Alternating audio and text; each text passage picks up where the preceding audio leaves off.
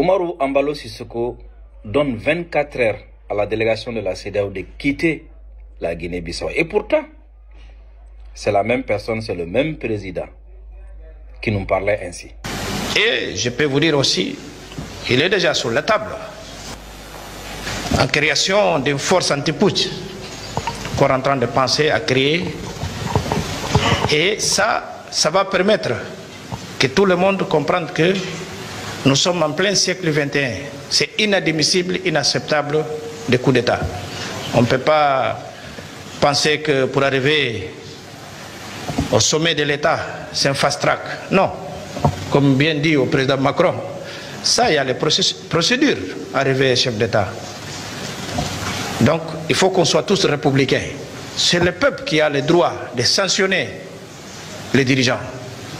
Bon, malgré que beaucoup de fois aussi, le peuple sont complices, tenant en considération les niveaux. Mais c'est avec ça qu'on doit faire. Ce n'est pas avec des coups d'État militaires. Concernant Mali, je suis sûr et certain qu'on va trouver un agenda. C'est la vie, on ne sait jamais. Peut-être que la force en attente de la CEDEAO, les militaires de la CEDEAO, la force anti-coup d'État de la CEDEAO, peut-être que cette force-là sera utilisée en premier lieu contre lui. On ne sait jamais. Mais de toute façon, il s'est fait rattraper. Le 27 février 2025, son mandat fini. Actuellement là. Actuellement là. C'est un putschiste. Actuellement là. Le coup d'État est consommé chez lui en Guinée-Bissau. Actuellement là. Il est au pouvoir par force.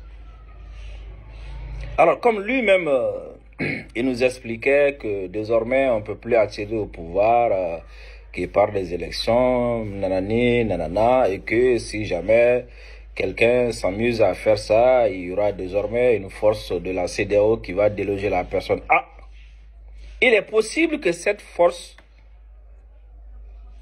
va avoir un premier client qui s'appelle Embalo Sissoko.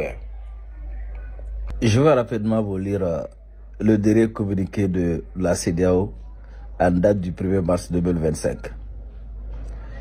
Sur instruction de la conférence des chefs d'État et de gouvernement de la CEDEAO, le président de la commission de la CEDEAO, son Excellence Dr Umaru Aliou Touré, a déployé une mission politique de haut niveau à Guinée-Bissau du 21 au 28 février 2025 afin de soutenir les efforts des acteurs politiques et autres parties prenantes pour parvenir à un consensus politique sur une feuille de route pour la tenue d'élections inclusives et pacifiques en 2025. La mission a été entreprise conjointement par la CEDEAO et le Bureau des Nations Unies pour l'Afrique de l'Ouest et le Sahel. La mission a été reçue en audience par le président de la République, son Excellence Umaru Sissoko Embalo. Elle a ensuite tenu des consultations avec un large éventail de parties prenantes nationales, y compris les autorités, les acteurs politiques, les entités chargées de la gestion des élections et les représentants de la société civile, ainsi que les partenaires bilatéraux, régionaux et internationaux. La mission a pris note des questions et préoccupations soulevées par les parties prenantes au cours des consultations et salue l'engagement de toutes les parties prenantes en faveur d'un dialogue politique visant à favoriser un large consensus sur une feuille de route pour la tenue d'élections législatives et présidentielles en 2025.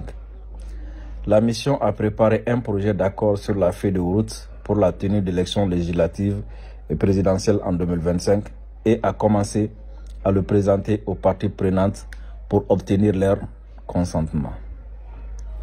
La mission a quitté Bissau le 1er mars au petit matin à la suite des menaces d'expulsion proférées par son Excellence Umaru Sissoko Embalo. La mission présentera son rapport au président de la commission de la CEDEAO, y compris sa proposition sur la façon de trouver une feuille de route consensuel pour la conduite d'élections inclusives et pacifiques en 2025. La mission appelle toutes les parties prenantes et les citoyens à rester calmes et à maintenir la paix et la tranquillité dans le pays. Ambassadeur Bagoudou Irse, chef de la mission. Bissau, le 21